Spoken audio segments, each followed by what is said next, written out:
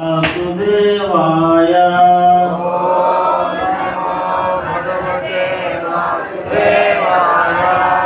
ओम नमो भगवते वासुदेवाय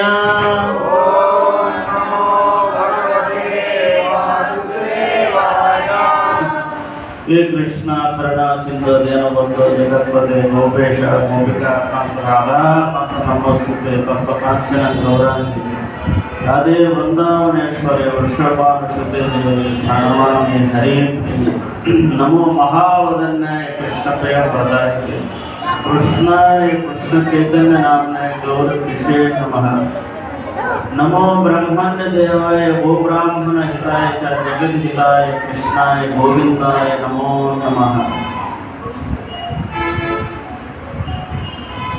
जय श्री कृष्ण चैतन्य प्रभु नित्यानंद श्री अद्वैत गदाधर शिवासादि गौर भक्तवृंद हरे कृष्णा कृष्ण कृष्ण हरे हरे हरे राम राम राम हरे हरे कृष्ण।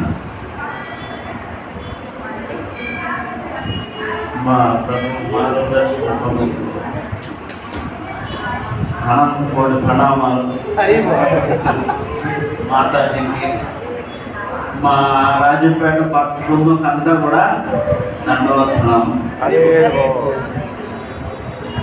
మా శిక్ష గురువు రూపేష్ వారికి మరి అనంతం వందనాలు అర్పించుకుంటూ నేను మా ప్రభువులు వాళ్ళు నేర్పించిన విషయాలే కొన్ని మీ ముందు ఉంచడానికి నేను ప్రయత్నం చేస్తాను. కొంచెం మీరు కూడా జాగ్రత్తగా వినడానికి ప్రయత్నం చేయండి. భగవద్గీత యథాపథం అధ్యాయం 8 శ్లోకము 15.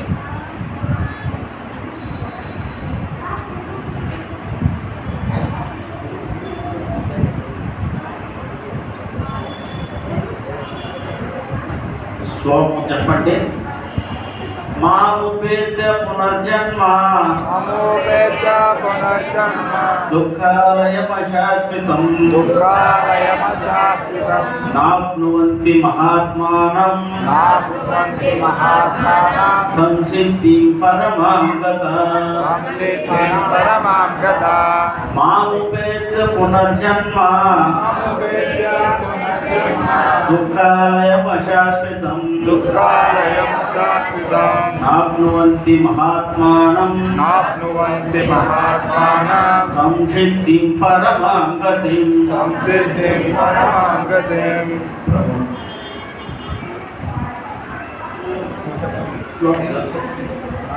మాముపేత్య పునర్జన్మ దుఃఖాలయమశాశ్వతం నాప్నువంతి మహాత్మనః సంసిద్ధిం పరమాం గతాః. మాముపేత్య పునర్జన్మ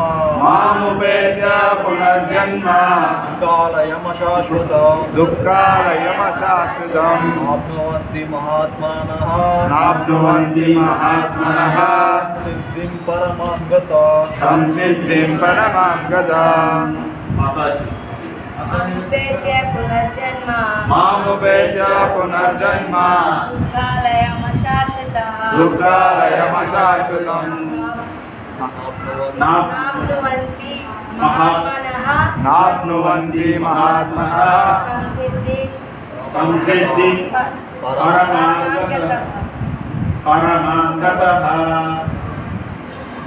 సంసిద్ధిం పరమాం గతః. సంసిద్ధిం పరమాం గతః. మాతాజీ శ్లోకం చెప్తున్నా. ఇదిగో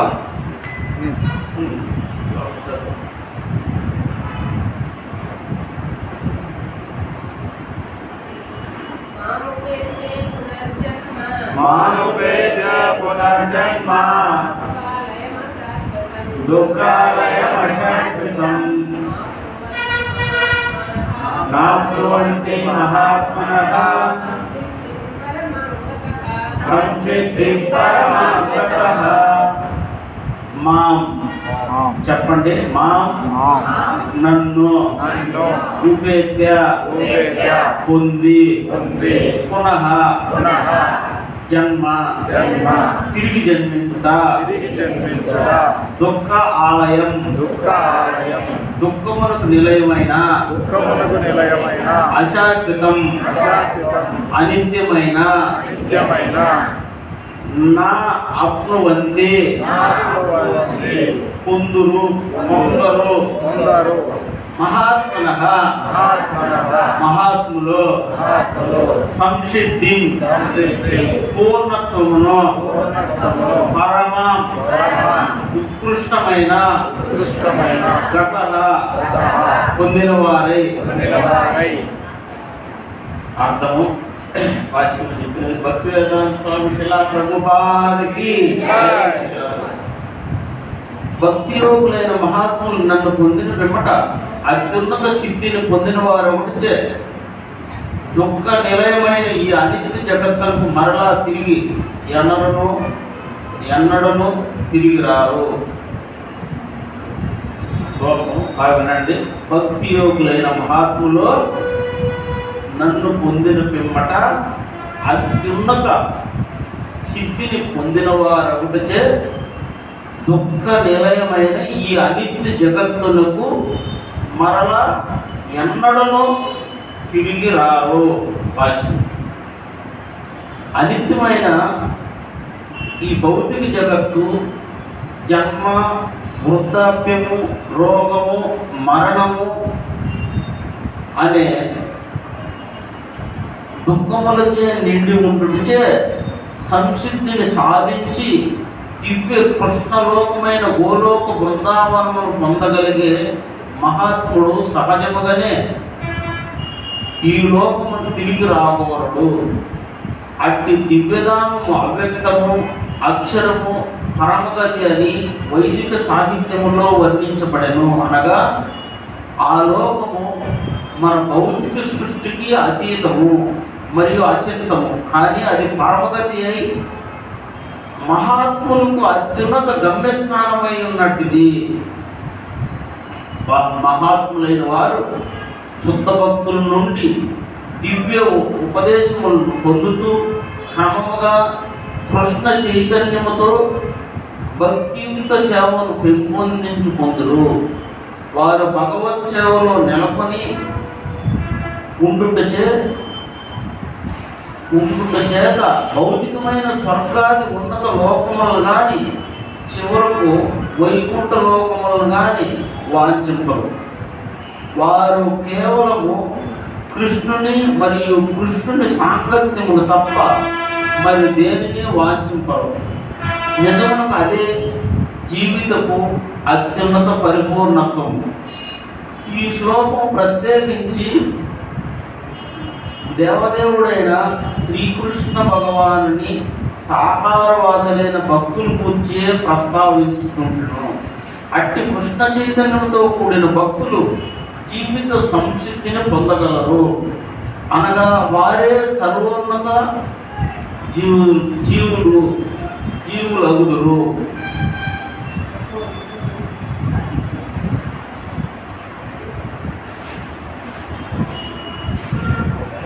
नमः ओम विष्णुपदाय कृष्णप्रेष्ठाय श्रीमते भक्ति वेदांत स्वामी नित्य नाम नमस्ते सरस्वती देव गौरवाने प्रचारने विरोशेश्वरवाद पाक्षात्य सारणे जय श्री कृष्ण चैतन्य प्रभु नित्यानंद श्री अद्वैत गदाधर शिवार्थ गौर भक्तवृंद हरे कृष्ण कृष्ण कृष्ण हरे हरे हरे राम राम राम हरे हरे हरि बोल.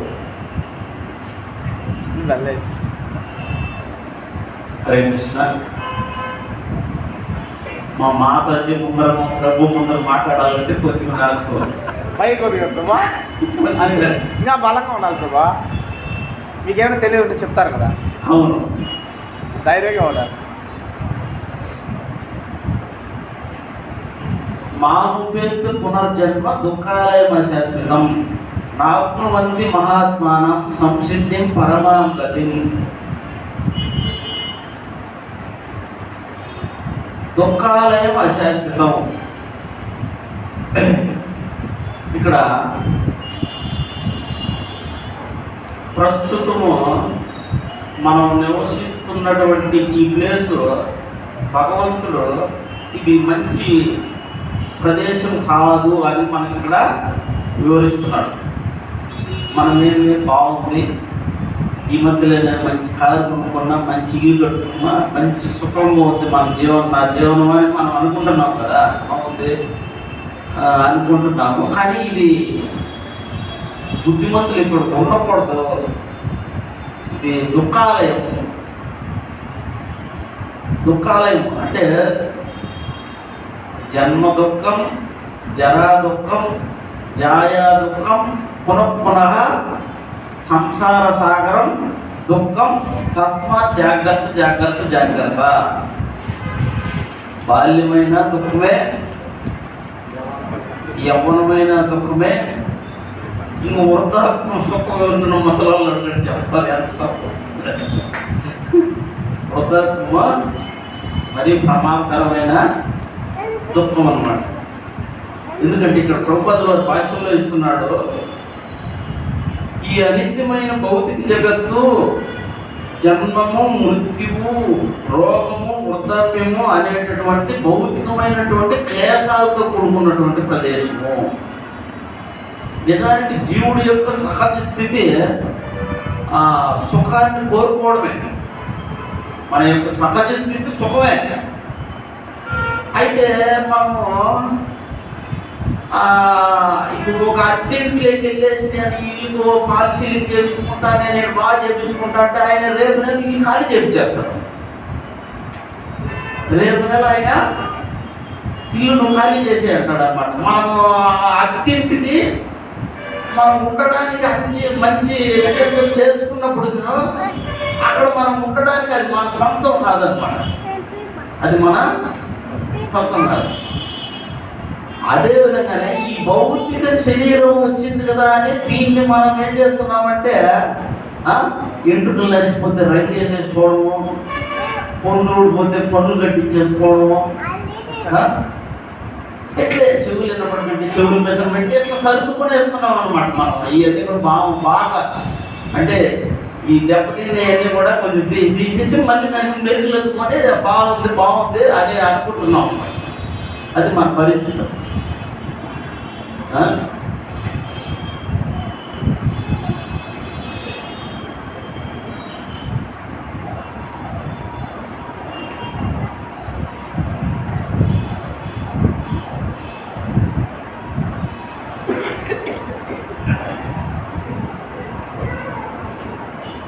ఇప్పుడు మనము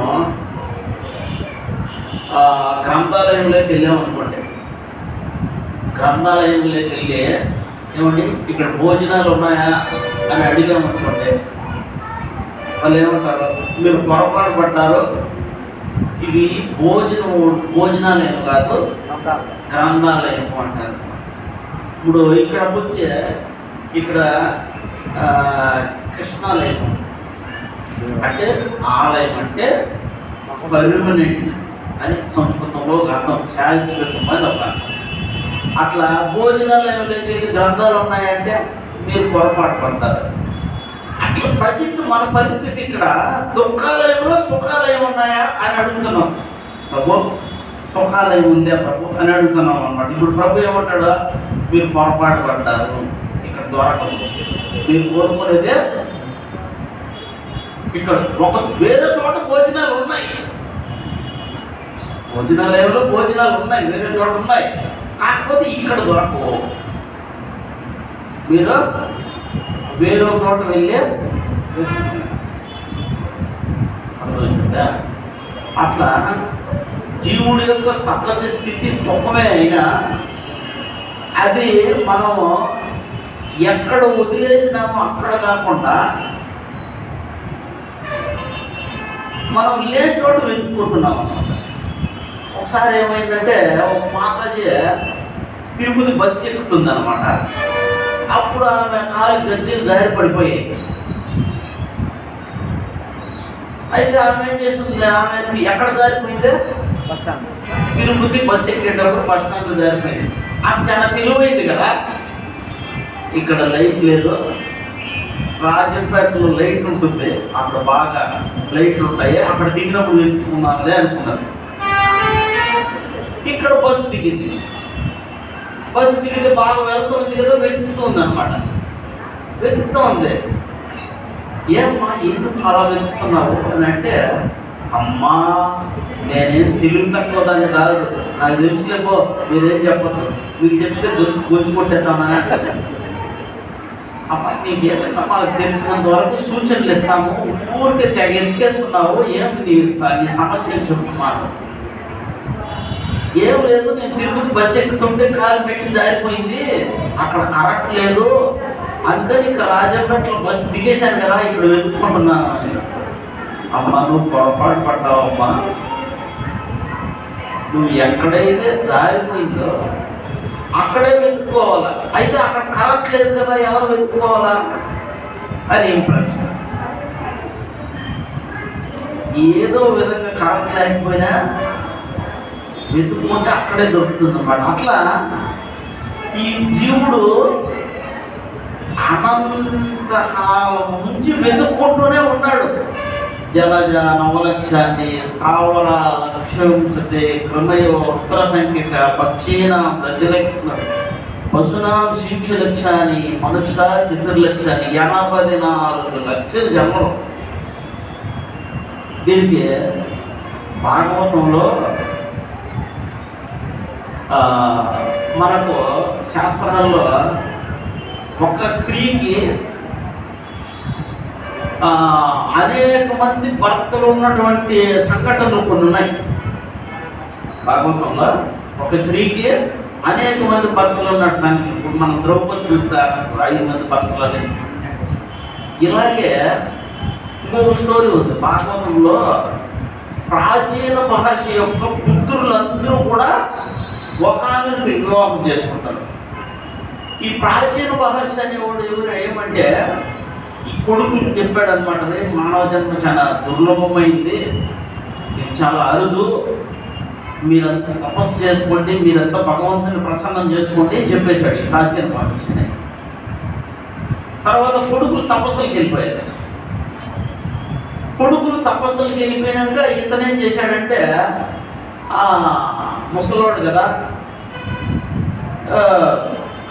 కొంతమంది అందమైనటువంటి అమ్మాయిలను వివాహం చేసుకొని అతను బాగా సంసారంలో మునిగిపోయాడు అనమాట. ఏదో కొడుకులకేమో బుద్ధిమాటలు చెప్పేసి అడుగులు పంపించేసాడు అనమాట. ఇట్లుంటారు దొంగ గురువులు అంతా ఇట్లుంటారు అనమాట. కొడుకులకేమో ఇట్లా అని చెప్పి పంపించేశాడు. వాళ్ళు వెళ్ళిపోయిన తర్వాత ఎవరు అడ్డు లేదు కదా, ఇతనేమో సంసారంలో మునిగిపోయాడు. అప్పుడు ఈ విషయం అంతా ప్రచేతసులు ఏమి అంతా నారద మహర్షి గమనిస్తూ ఉన్నాడు. ప్రపంచం అంతా నారద మహర్షి గమనిస్తున్నాడు. నారద మహర్షి చిన్నగా వచ్చాడు, ప్రాచీన భారత దగ్గరికి వచ్చి, ఇతను లౌకికమైన యజ్ఞాలు ఇవి అవి అంతా కూడా భయంకరంగా చేస్తున్నాడు, జంతు బలులు అన్నీ చేస్తున్నాడు. ప్రాచీన మహర్షి పూర్తిగా భౌతికమైనటువంటి కార్యక్రమాల్లో మునిగిపోయాడు అనమాట. అప్పుడు ఇంకా నారద మహర్షి ఎలా చెప్తే ఇతనికి బోధపడుతుందని తన కథనే ఒక దృష్టాంత రూపంలో ఒక కథలాగా అల్లుతున్నాడు అనమాట. ఇంకా కథలోకి వెళ్దాం అనమాట. అనగనగా ఒక రాజు, బాగా వినాలి కథ. అనగనగా ఒక రాజు, ఆయన పేరు పురంజనుడు. 4వ స్కంధం భాగవతంలో ఈ పురంజనుడు వచ్చాడు. తిరుపతిలో ఇల్లు కట్టుకున్నాడా, ఈడే బీచ్ లేదు, మంచి లొకేషన్ లేవు, ఈ ఇల్లు బాగలేదు అనుకున్నాడు. అదే ఏదో మంచి సముద్రం ఒడ్డున ఒక నిర్మాణం చేశాడు. ఇది కూడా బాగలేదు అని ఇలాగా ఊర్లన్నీ మార్చుకుంటూ ఏం చేశాడంటే హిమాలయ పర్వతాలకు వెళ్ళిపోయాడు. ఇక్కడ చాలా బాగుంది, మంచి పర్వతాలు, చల్లటి ప్రదేశము, ఇక్కడ బాగుండొచ్చు అని అక్కడ ఆయన ఎక్కడన్నా నివాసాన్ని ఏర్పరచుకుందాము అని చూస్తూ ఉన్నాడు. ఎవరు? మనమే. జీవుడు యొక్క దృష్టాంతాన్ని ఒక కమలంగా చెప్తున్నాడు. ఈ ముందుగానే దాని అర్థం చెప్పేస్తే మనకు అంత బాగా ఉండదు. అందుకే నేను చెప్తూ వెళ్ళి మళ్ళీ దాని యొక్క బాహ్యార్థాన్ని మళ్ళీ తీసుకొస్తానన్నమాట. ఇప్పుడు అనగనగా ఒక రాజు, ఆయన ఈ ఊరు బాగలేదు, రాజంపేట బాగలేదు, తిరుపతి బాగలేదు, విశాఖపట్నం బాగలేదు అని ఏం చేశాడు? అన్ని ఊర్లు తిరిగి హిమవత్ పర్వతానికి వెళ్ళిపోయాడు. హిమవత్ పర్వతంలో మంచి ఒక కైలాస కోన లాంటి కోనలో మంచి నివాసాన్ని ఏర్పరచుకునే దానికి ప్లాన్ చేస్తున్నాడు. ఇది బాగుంది అనుకుంటాడు. అయితే అతను అక్కడ అదే ప్లేస్లో ఒక అందమైన అమ్మాయి తిరుగుతూ ఉంది. ఒక అందమైన అమ్మాయి తిరుగుతూ ఉందన్నమాట. ఇది చూశాడు అనమాట. ఎవరు? ఈ రాజు. చూస్తే అవి వచ్చిన ఈమెవరు? దేవకన్య. ఈ పర్వతాలు ఎవరు ఉంటారు? మనుషులు ఉంటారు కదా. ఈమెవరు? దేవకన్య. ఆయన ఎవరు? నాటకన్య అనుకుంటున్నాడు. ఎవరు? పురంజనుడు. అప్పుడు చిన్నగా దగ్గరికి వెళ్ళాడు. చూస్తే దేవతల వాళ్ళంతా పాదాలు నేల ఆనవన్నమాట. వాళ్ళంతా కూడా కొంచెం ఎత్తులోనే ఉంటారు. భూమి మీద పాదాలు ఆడవు. చూస్తే ఇవి మానవ కన్యలాగా ఉందన్నమాట. ఓ మానవ కన్యలాగా ఉన్నావు. ముందుగా మన శాస్త్ర ప్రకారంగా వాళ్ళందరికీ ఏదన్నా అభిప్రాయాలు ఉన్నా కూడా ముందుగా అబ్బాయే పలకరించాలన్నమాట. అర్థమవుతుందా? ముందుగా అమ్మాయి పోయి పలకరించకూడదు. రూల్ అనమాట. ఈ శాస్త్ర ప్రకారంగా అబ్బాయి ముందుగా పలకరించాలి కదా అని చెప్పి ఆయన దగ్గరికి వెళ్ళి, మీది ఏ ఊరు, ఏమి ఇక్కడ ఉన్నారు, ఎక్కడ? మాదే ఊరు నాకు తెలియదు అనిందనమాట. మీదే ఊరు నీకు తెలియదా? మరి ఎక్కడి నుంచి వచ్చినావు? ఏమో అని. ఏమో అడిగినా ఏమో అంటుందన్నమాట. అయితే ఆమె నెత్తిన ఒక 5 శిరస్సుల పాము ఉంటుంది. ఆమె నెత్తిన 5 శిరస్సుల పాము ఉందన్నమాట. ఆ పాము ఆమె ఎప్పుడు రక్షిస్తూ ఉంది. ఇంకో భయం పోతే ఆ పాము ఏమన్నా కలుస్తుందేమో అని ఈడు జరుపుతున్నాడు అనమాట. అప్పుడు చెప్పింది అనమాట ఆమె, నీకు ఈ పాము గురించి నీకేం భయం లేదు, ఇదే ఎప్పుడు మనం రక్షిస్తా ఉంటుంది ఈ పాము. హరే కృష్ణ. బాగా వినాలి మన కథ అర్థం. ఈ పాము గురించి నీకేం భయం లేదు, ఈ పాము అన్ని విధాలుగా మనలా రక్షిస్తుంటుంది అని అన్నాడు. అయితే నీకు పెళ్ళి అయిందా అన్నాడు. అవ్వలేదు అన్నాడు. నీకు అయిందా అన్నాడు. అవ్వలేదు అన్నాడు. అప్పుడు నువ్వెక్కడి నుంచి వచ్చినావు అని ఆమె అడిగింది అన్నమాట. ఏమో అన్నాడు. ఈమెవరో ఈమెకి తెలియదట, ఆయన ఎవరో ఆమెకి తెలియదు. నీ పేరేమంటే ఏమో. సరే నీ పేరేమంటే ఏమో. ఇద్దరు అంటే సరే, నీకు తెలియకపోయినా నాది నాకు తెలియకపోయినా మనం ఏదో భగవంతుని ఏర్పాటు వరకు కలుసుకున్నాం కాబట్టి పురుషుడికి స్త్రీ అవసరం, స్త్రీ పురుషుడు అవసరం కాబట్టి మనం ఇద్దరము వివాహం చేసుకున్నాము. నీకేం భయం లేదు. నిన్ను నా పాము ఉంది కదా, ఈ పాము మనం అన్ని విధాలుగా రక్షిస్తూ ఉంటుంది. నువ్వేం బెక్క పెట్టుకోక నేను అన్ని విధాలుగా నిన్ను పోషిస్తాను, నువ్వేం పని చేయొద్దు అన్నాడు. సరే, ఈ పురంజనుడు కూడా అంగీకరించి ఆ పురంజని అనేటటువంటి స్త్రీనే పెళ్లి చేసేసుకున్నాడు. ఎప్పుడైతే పెళ్లి చేసేసుకున్నాడో పెత్తనమంతా ఆమెదే. పెత్తనమంతా అమ్మాయిదే. అప్పుడు ఇతను వాళ్ళిద్దరు కలిసి ఒక పురాన్ని నిర్మించాడు. మన రాజధాని నిర్మిస్తా ఉంటారు కదా, అక్కడ ఒక పురాన్ని నిర్మించారనమాట. అయితే ఆ పురానికి 9 ద్వారాలు. ఆ పురానికి ఎన్ని ద్వారాలు? 9 ద్వారాలు అన్నమాట. 7 ద్వారాలు ఎదురుగా ఉండే విధంగాను, 2 ద్వారాలు కింద ఉండే విధంగాను పురాన్ని నిర్మించారు. చాలా అద్భుతమైన నిర్మాణం చేశారనమాట. ఇప్పుడు పురంజనుడు పురుషుడు ఉన్నాడు కదా రాజు, ఈయనకి ఏం పని లేదు, ఎప్పుడు ఆ అంతఃపురంలో భోగాలు అనుభవించడమే ఈ పని. ఆమె ఏం చేస్తుంది, ఏం కావాలంటే అది రాజుకు సప్లై చేస్తాం. పెత్తనం అంతా ఇప్పుడు ఎవరిదే, ఆ స్త్రీకి పెత్తనం అయిపోయింది. ఈ పురంజనుడు ఆ పురంలో ఏమి తెచ్చి పెడుతుంటే తినే బాగానే ఉంది కదా అని ఏం చేశారంటే 11 మంది ఆడ సంతానం కలిగింది వాళ్ళం. ఎంతమంది కలిగింది? 11 మంది ఆడ సంతానం. మగ సంతానం ఎంతమంది అంటే 1100 మంది మగ సంతానం. మంచి కథ ఇది, బాగా వినండి, దానికి అర్థం కాదు. మగ సంతానం ఎంతమంది? 1100 మంది మగ సంతానం.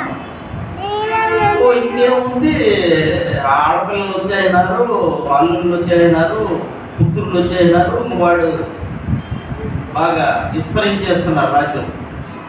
నగరం అంతా కూడా సుభిక్షంగా ఉందన్నమాట పురంజనుడి యొక్క పురం. అయితే వాడికి ఇసుకొస్తుంది, నేను ఏ పని చేసేదానికి లేదు, బయట పోయేదానికి లేదు, నన్ను జైల్లో పెట్టి ఇంట్లో పెట్టేసి నన్ను ఇట్లా బంధిస్తుందని ఏం చేస్తున్నాడంటే అప్పుడప్పుడు భార్యకి తెలియకుండా ఆయన ఏం చేసేవాడు, యాటలకి వెళ్ళేవాడు అనమాట. యాటలకి వెళ్ళేసి అక్కడేదో జింకనో ఏదో దుప్పినో పందినో కొట్టుకొని బాగా తినేసి ఏం డౌట్ రాకుండా మూతులు చేసుకొని వచ్చేసేవాడు. మళ్ళీ ఎక్కడికి వచ్చేసేవాడు, పురం లేదు, ఇంటి లేదు.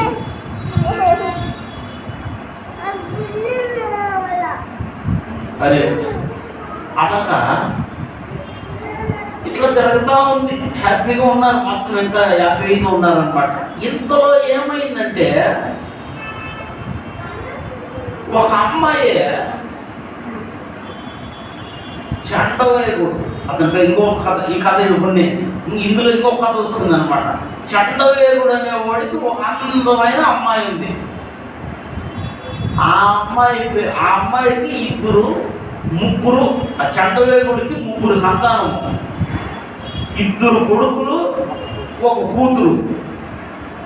అర్థమైందా? చండవేరుడికి బైలుడు, కాలుడు అనేటటువంటి 2 కొడుకులు, కాలకన్య అనేటటువంటి 1 కూతురు. ఒక యమనరాజు ఏం చేశాడు, ఆయన ఈమె ఈ కాలకన్య ఏం చేసిందంటే నాన్న నాకు పెళ్లి కావాలని అడిగింది. ఊరినే చండవేరుడు ఒక యమనరాజు అనుకోండి. నిన్నెవరు పెళ్లి చేసుకుంటారా, నువ్వు వికృతంగా ఉన్నావు, బోన కడుపు, తొట్టి మూతి, చాలా చూడడానికి అసహ్యంగా ఉండవే అని ఎవరు చేసుకుంటారంటే, సరే ప్రయత్నం చేస్తాం, ఎవరన్నా చేసుకుంటారేమో అంటే వీళ్ళ వల్ల అడిగి చూశారమ్మా మా కూతురు ఎవరితో పెళ్లి చేసుకోండి. ఆ ఎవరు చేసుకుంటారు, కాలకన్యను ఎవరు నిర్వాహం చేసుకుంటారు, మా కూతురు అన్నారు. ఆమె ఏం చేసిందంటే పురంజనుడిని చూసింది, నాన్న ఇది చేసుకుంటా నేను అనేది. అమ్మా నువ్వు పురంజనుడిని పెళ్లి చేసుకోవాలంటే నీ అవతారం చూస్తూ వాళ్ళు ఒప్పుకోరు, కానీ మీ అన్నలు ఇద్దరిని కూడా పంపిస్తా, వాళ్ళు గట్టిగా అనగొట్టుకునేస్తారు, నువ్వు పోయి తాళి గట్టి చెప్పాడు. మళ్ళీ పురంజనుడిని వాళ్ళిద్దరూ ఆక్రమించుకుంటారు. ఒకటి కాలు, ఒకటి చెయ్యి, చూస్తుంటారు కదా సినిమాల్లో, కామెడీలకు అనమాట. నువ్వు పోయి కౌగులించేసుకో, తాళి కట్టేసి చెప్పేశాడు అనమాట. ఊరు చండవేలుడు. ఇది బాగుంది అట్లే కానీ. అయితే ఈ కథ ఎట్లుంటే ఇంకొక సైడ్ శత్రువులు తయారైపోయారు. ఎందుకంటే పూర్వం బాగా అందంగా తయారైపోయింది కదా, ఆ సంపద ఉంటే ఇంకా దానికి శత్రువులు కూడా ఉంటారు కదా.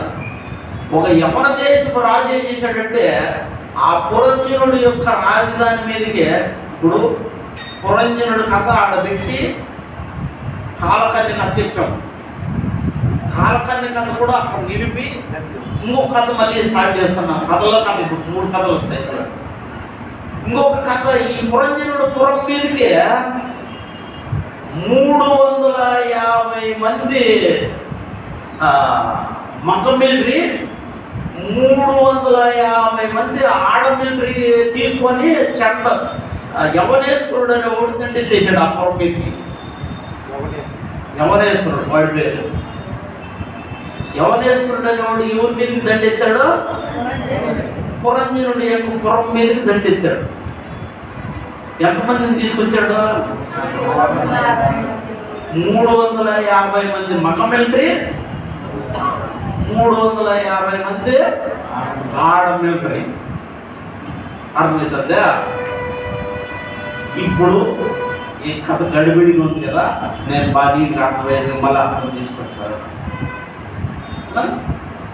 ఇప్పుడు ఇంక ఈ బాహ్యార్థానికి వస్తాం కథ మొదటి నుంచి. మళ్ళీ నేను పరిస్థితి మళ్ళీ గుర్తు చేయాలన్నమాట.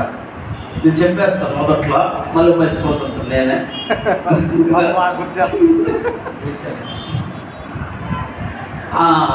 ఇప్పుడు ఈ పురంజనుడు స్టోరీ ముందు అతను ఏం చేశాడు? ఈ ఊరు ఆ ఊరు వెతికి ఇది బాగలేదు అది బాగలేదు అన్నాడు కదా. ఇట్లా జీవుడు అనేవాడు ఏం చేశాడు? అనేక జన్మలు ఎత్తుకుంటూ మానవ జన్మ ఎత్తుకొని ఇది బాగుంది అనుకుంటారనమాట. ఎందుకంటే ఈ మానవ జన్మే జ్ఞానము, ఇది విజ్ఞానము, ఇది అజ్ఞానము, ఇది మంచి ఇది చెడు అని విచక్షణ జ్ఞానం తెలిసేటటువంటి దాన్ని సద్వినియోగం చేసుకునేదంటే, అంటే ఇప్పుడు మీ అబ్బాయిని పంపించామనుకోండి, ఓ పంట తయారు చేసి దాన్ని పండించమని, వాడు ఏం చేస్తాడో పంట పీకేసి వదిలేస్తాడు. అంటే పంటను తయారు చేయడం. అంటే ఈ దేహం అనేది మనకు పంటను పండించుకునే దానికోసం ఈ దేహం మనకు వచ్చింది. అర్థమవుతుందా? ఇది బాగుంది అనుకున్నాడు ఎవరు? పురంజనుడు. ఎవరు పురంజనుడు? ఎవరు? జీవుడు. జీవుడే పురంజనుడు. అక్కడ అడవిలో భార్య దొరికింది అన్నాం కదా. ఆ భార్య ఎవరో కాదు, ఈ శరీరమే భార్య. 9 ద్వారాలు పురం అన్నాం కదా, వాళ్ళు నిర్మించారు అన్నాం కదా. ఆ 9 ద్వారాల పురం ఎవడో కాదు, ఈ దేహమే 9 ద్వారాల పురం. అర్థమవుతుందా? మరి ఇప్పుడు పాము 5 తలలు పాము అన్నాం కదా. ప్రాణ అపాన సమాన ఉదాహరణ అనేటటువంటి పంచవాయువులే 5 తలలు పాము మనం రక్షిస్తుంది. అర్థమవుతుందా? అక్కడ ఆపలేదు కదా. ఇప్పుడు ఈ పూర్వంలో అంత ఇప్పుడు జీవుడు శరీరంలో ఉండిపోయిన తర్వాత ఇంక ఈడు పెత్తనం ఏముండదు.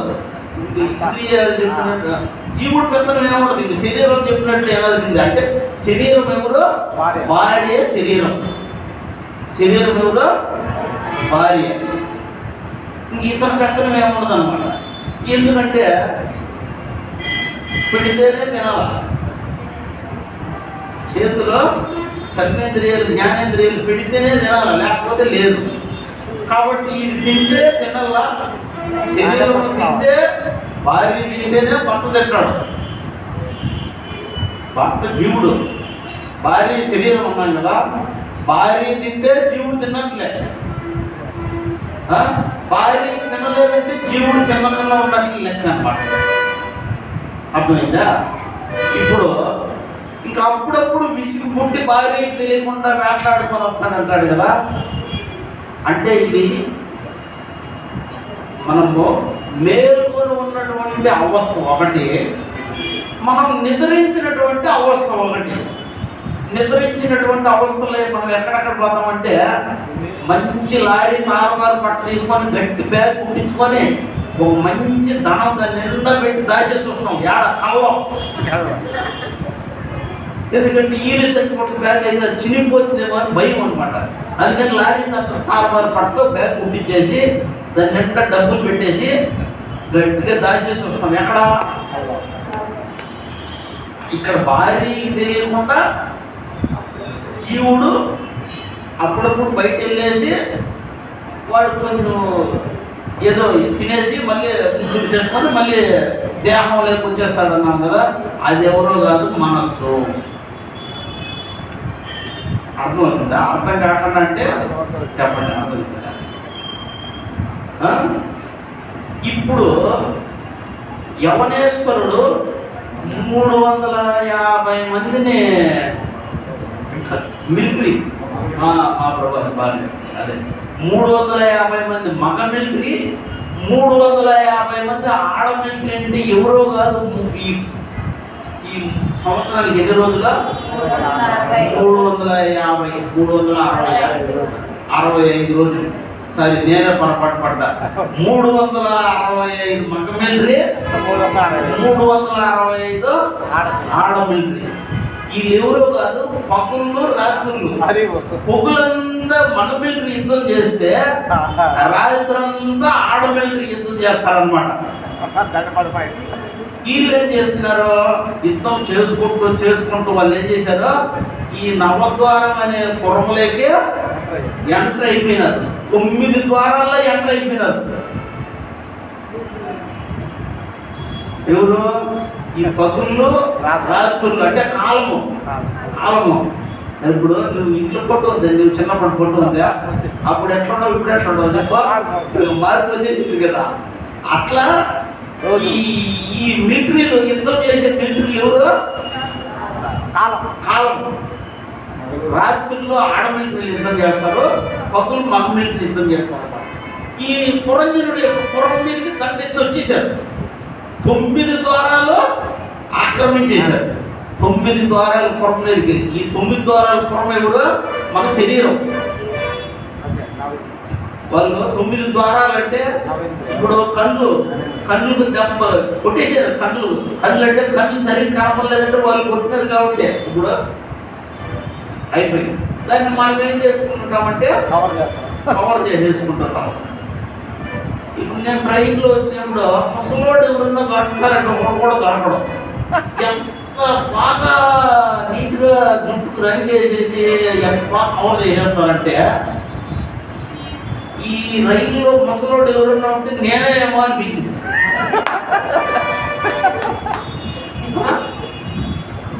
ఎంత బాగా రంగు వేసేసి ఎంత బాగా ముడతలు కూడా ఇప్పుడు మేకప్ ప్యాచ్లు వేసేస్తారనమాట. ఈడు ఉడ్డు వరకు కూడా కదా పుట్టి దానికి ప్యాచ్లు వేసేసి కెమికల్ పెట్టేస్తాడు చూడు. అలాగా ఏం చేశారు, 9 ద్వారాల మీద యవనేశ్వరుడు యొక్క సైన్యం దాడి చేసేసి పుండ్లు ఊడిపోతున్నాయి, కళ్ళు దెబ్బతింటున్నాయి, శివుడు వచ్చేస్తుంది. అంటే కాలంలో ఈ యుద్ధం చేసేవాళ్ళకి ఏం చేస్తుంది, ఇప్పుడు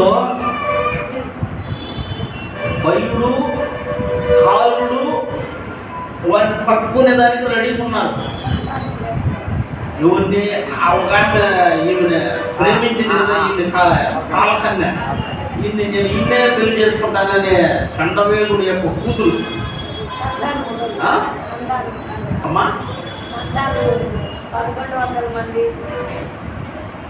1100 మంది సంతానం. ఇది అట్లా చెప్పాలన్నమాట. 1100 మంది సంతానం ఎవరంటే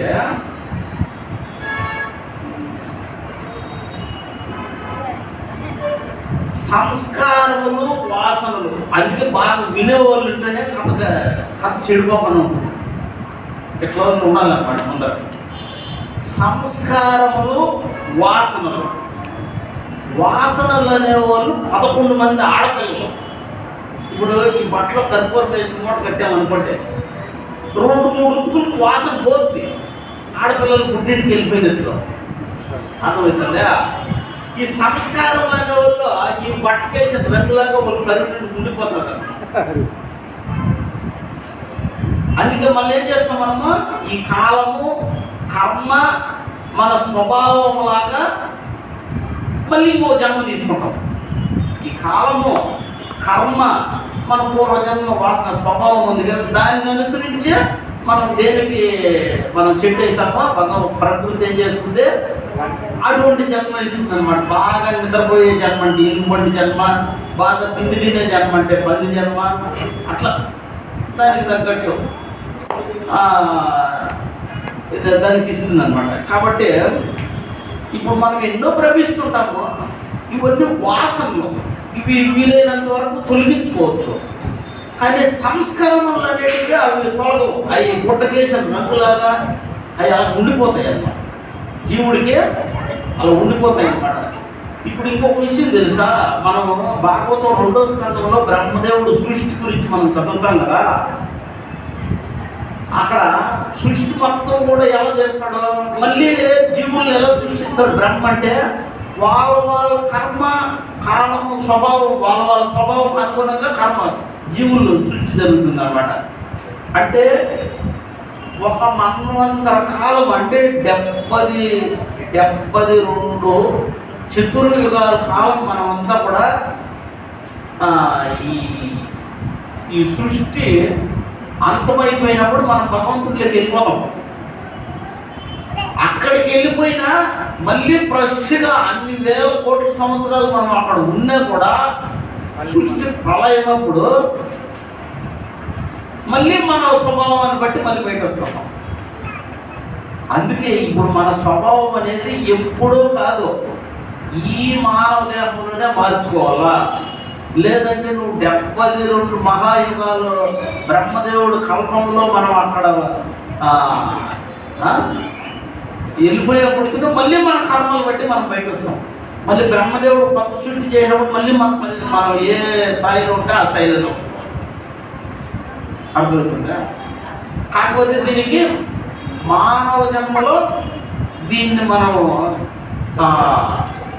మనం కంట్రోల్ చేసుకునేటటువంటి అవకాశం మనకు ఉంది. అర్థమైందా? హరే కృష్ణ. అర్థమైందమ్మా. అంటే 1100 మంది మగపిల్లలు అంటే ఏమంటే ఈ వాసనలో వాళ్ళు పట్టుకునేస్తారు. అవసరమైతే మనల్నే దండిస్తారు, కానీ అబ్బాయిలా అనమాట. వాడి ఇల్లుది పోవడం. 11 మంది వచ్చి ఆడపిల్లలు, 1100 మంది అంటే చెప్పలేరని అని అర్థం. ఇప్పుడు సహస్రనామాలు శతనామాలు అంటారు కదా. సహస్రనామాలు అంటే దాని అర్థం ఏమంటే 1000 అని దాని అర్థం కాదు. 1000 నామాలు అని కాదు. విష్ణు సహస్రనామాలు అంటే కాదు, 1000 అని కాదు అర్థం. ఇన్నేం లెక్కలేదని అర్థం, చెప్పలేదని నన్ను అర్థం. మనకు సులభంగా ఉంటుందని ఏదో సహస్రనామాలు అక్కడ అనేసిన. ఈ సంస్కారములు అనేటివి జీవుడికే అలాగా పట్టుకునేస్తాయి.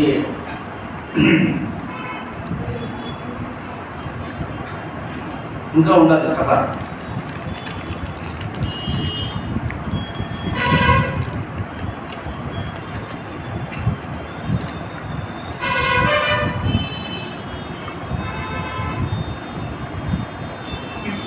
ఇప్పుడు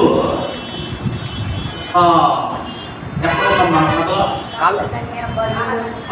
కాలకన్నా ఇంకా పెళ్లి చేసుకోలేదు కదా, చేసుకోలేదు ఇంకా. వాళ్ళిద్దరు పట్టుకోండి పోయి కట్టాను. ఇప్పుడు ఈ మగమెంట్రీ ఆడమెంట్రీ పురం మీద దండెత్తేసారు. ఈ 9 ద్వారాలు తెప్పేసేసారు. 9 ద్వారాల్లో ఉన్నటువంటి ఈ రక్షక భటులు, అంటే ఇప్పుడు మనం చూసేటటువంటి రక్షక భటుల్లో చూసేది వినేది ఇవన్నీ కూడా వీటన్నిటి మీద వాళ్ళు దండెత్తి 70 ఓడించేశారు. ఇప్పుడు సులభం అయిపోయింది ఎవరికి, కాలకన్య. ఆ చండవేరుడు కూతురు ఉంది కదా కాలకన్య. ఇప్పుడు బయుడు కాలుడు వచ్చి పట్టుకునేసారు ఎవరిని, పురంజనుడు. కాలకన్య చేంజ్ చేసిందే అంటే మృత్యు.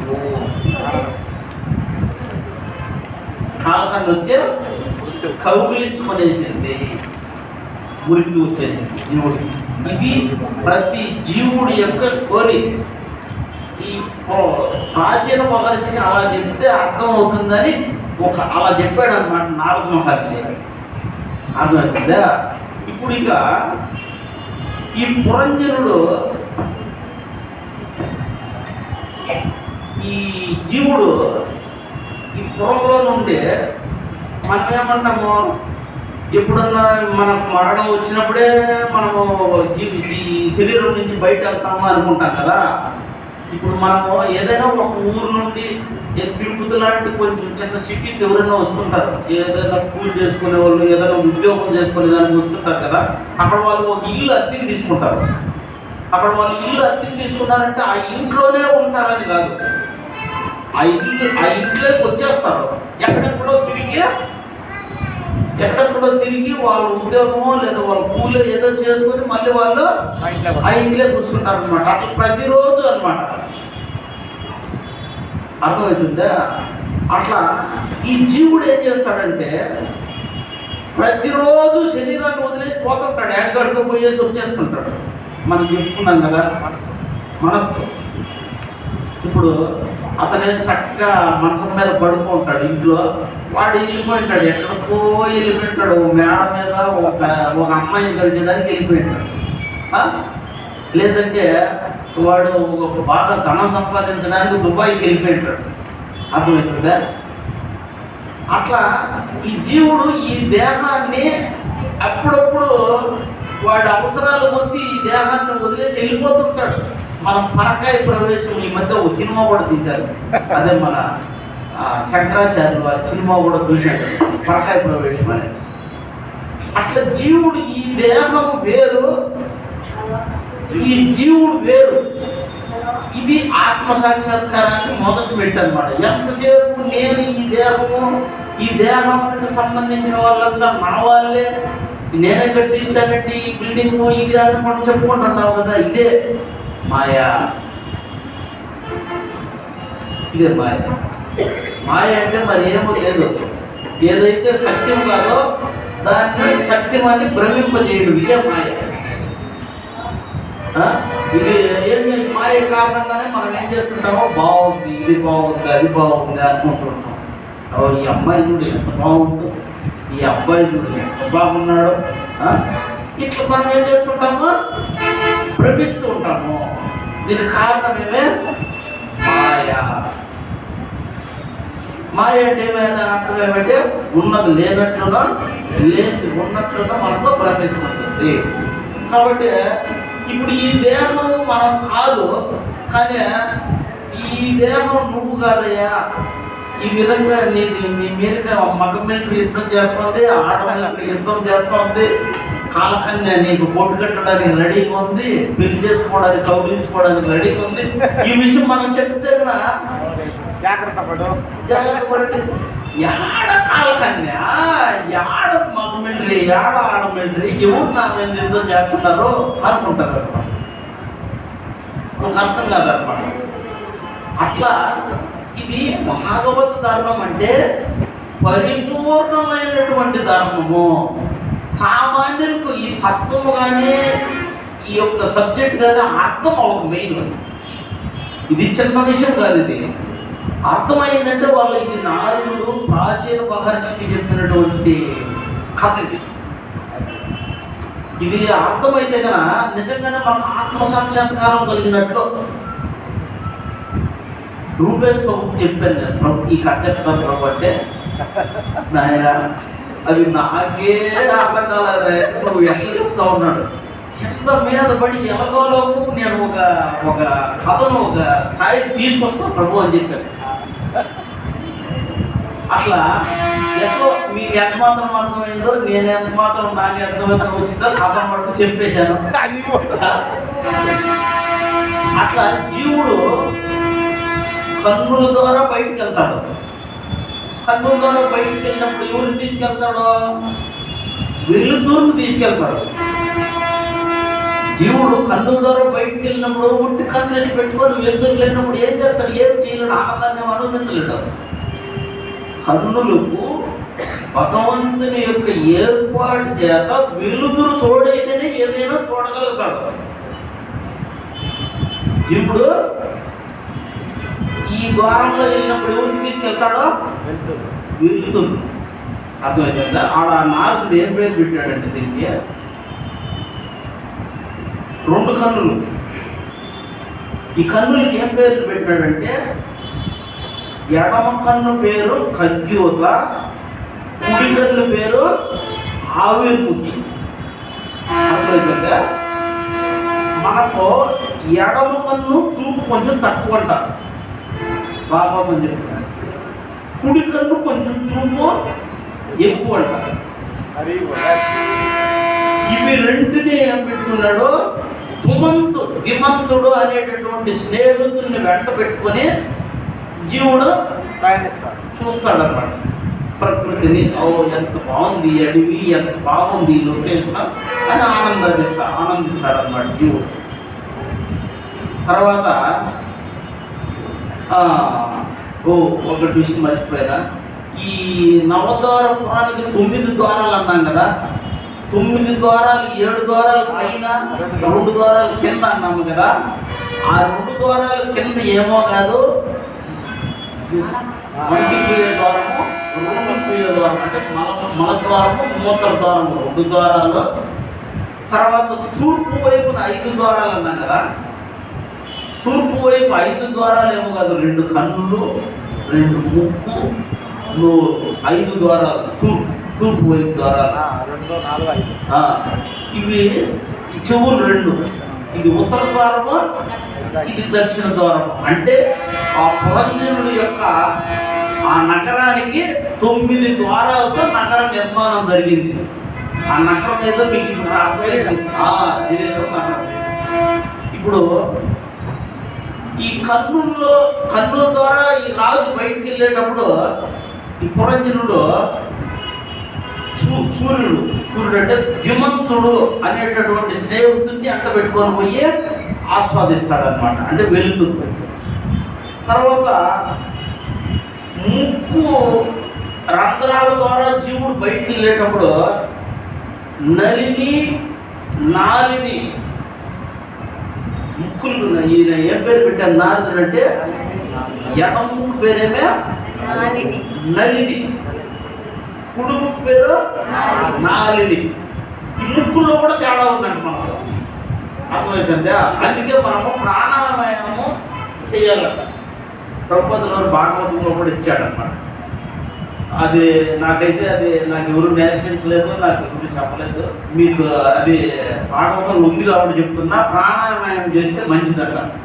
అయితే ఇందులో ఈ ముక్కు ద్వారాల్లో జీవుడు బయటికి వెళ్ళేటప్పుడు అవతోతున్నాం, అంటే గాలిని వెంట పెట్టుకొని వెళ్తాడట, వాసన. తర్వాత ముఖి అంటే సంస్కృతంలో ముఖం. ఈ పవనుడు రసజ్ఞుడు అనేటటువంటి స్నేహితుడిని ఎంట పెట్టుకుని వెళ్తాడట. రసజ్ఞుడు అంటే నాలుగును మాట్లాడే శక్తిని వెంట పెట్టుకునే జీవుడు ఈ నోరు ద్వారా, ముఖం ద్వారా బయట వెళ్తాడనమాట. చెవులు, ఇది ఎడమ చెవు కదా. ఎడమ చెవు పేరు పితృహు, కుడి చెవు పేరు దేవహు. ఎడమ చెవి, కుడి చెవి. శృతధరుడు అనేటటువంటి స్నేహితుడిని ఎంట పెట్టుకుని అంటాడు జీవుడు. శృతధరుడు ఇది ఉత్తర ద్వారము, ఇది దక్షిణ ద్వారం అన్నమాట. అందుకే గురువు గారు ఉపదేశం చేసేటప్పుడు కుడి చెవులో చేయాలట ఉపదేశం. అర్థమవుతుందా? దేవుడికి సంబంధించిన విషయాలన్నీ కుడి చేతితో వినాలట, కుడి చేతితో కాదు, కుడి చెవుతో వినాలట. అర్థమవుతుందా? ఈ ఏదన్నా ఇప్పుడు ఒక భార్య భర్తలో పడుకున్నారంటే భర్తకు ఎడమ చెవి వైపు భార్య పడుకోవాలట. ఎడమ చెవి వైపు, అది కూడా భాగవతమే చెప్పింది అనమాట. ఎందుకంటే కుడి చెవి అనేది దేవము, అంటే అదే పవిత్రీకరణ అనమాట. అందుకే ఒకవేళ మనం ఆచమనం కానీ నీళ్ళు ఎక్కడా లేవంటే ఇట్లా అనుకుంటే ఆచమనం అయిపోయినట్టు.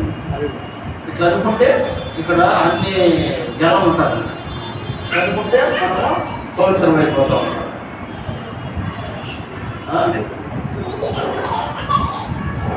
తర్వాత మూత్ర స్నానం, దీన్ని అసురీ ద్వారం అంటారనమాట. దీంట్లో దుర్మతుడు అనేటటువంటి వాడిని ఎంట పెట్టుకుని వెళ్తాడు అన్నమాట. దుర్మతుడు అంటే గర్వము, పొగురు, దురాంకారం ఉంటారు కదా, వాటిని ఎంట పెట్టుకుని వెళ్తాడు. ఇంకా మలద్వారం గుండా వెళ్ళేటప్పుడు జీవుడు నిర్మితుడు అనేటటువంటి వాడిని ఎంట పెట్టుకుని వెళ్తాడట. పాదము పానిని సహాయం తీసుకుంటాడట. అంటే మలద్వారంలో జీవుడు చెయ్యి కాలు సహాయం లేదే మల విసర్జన అనేది కూడా జరగదు అన్నమాట. అట్లా ఇది పురంజనుడు యొక్క స్టోరీ. ప్రజ్వలుడు ఇక్కడ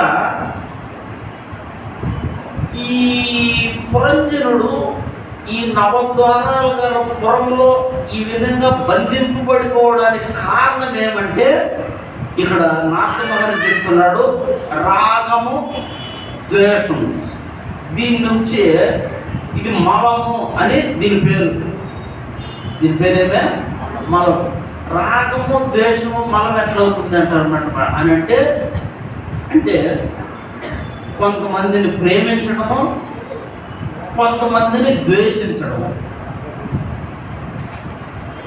ఇదే మనకు ఈ సంస్కరణలు, వాసనలు అనేటివి ఇదే మనలో తయారు చేసుకుంటుంది అనమాట. ఎందుకంటే ఈ మా అబ్బాయికి సంబంధించిన పుస్తకము అని మనం ఏం చేస్తామో జాగ్రత్త చేస్తాం. అదేవిధంగా ఎవరు పుస్తకం అంటే ఎవరు అంటే మనం పట్టించుకోము. అంటే నాది, ఇది నాది, అబ్బాయి ఇది నాది అనుకుంటాం అనమాట. అంటే రాగం, దీని పట్ల రాగం. ఇంకోటి బయట అబ్బాయి దాని పట్ల ద్వేషం. ఈ రెండే మలము అని పేరు. అంటే మనం రోజు బాత్రూమ్ ఈ మలము విసర్జన చేస్తున్నాం అంటాం కదా, అది కదంటే విసర్జన చేసింది. ఒరిజినల్ మలం అంటే రాగద్వేషాలు అనే మలాన్ని తొలగించుకోవాలి.